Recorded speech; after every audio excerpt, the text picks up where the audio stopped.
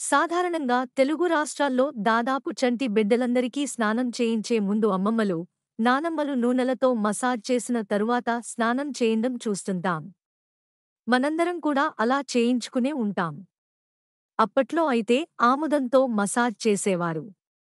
రాను రాను మార్కెట్లోకి అనేక రకాల నూనెలు అందుబాటులోకి వచ్చాయి.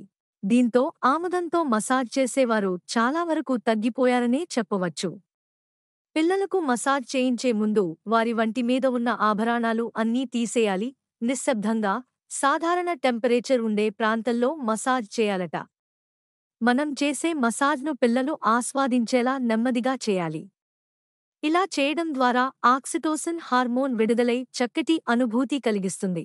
శిశువుని బోర్లా కాళ్లపై పడుకోబెట్టి సున్నితంగా తల, మెడ, భుజాలు, చేతులు, కాళ్ళని మసాజ్ చేయడంతో ప్రతి భాగం చాలా యాక్టివ్ అవుతుంది. ఇలా చేస్తున్నప్పుడు వారిని పిలుస్తూ, మాట్లాడుతూ చేయాలట. ఇలా చేయడం వలన చురుగ్గా తయారవుతారు.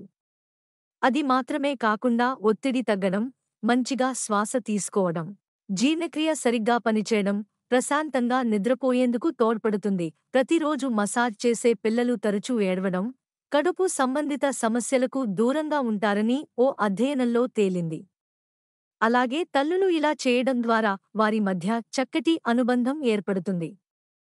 చిన్నారుల్లో భావోద్వేగాలు, మెదడు అభివృద్ధి చెందడానికి తల్లిదండ్రుల స్పర్శ చాలా తోడ్పడుతుందని నిపుణులు అంటున్నారు.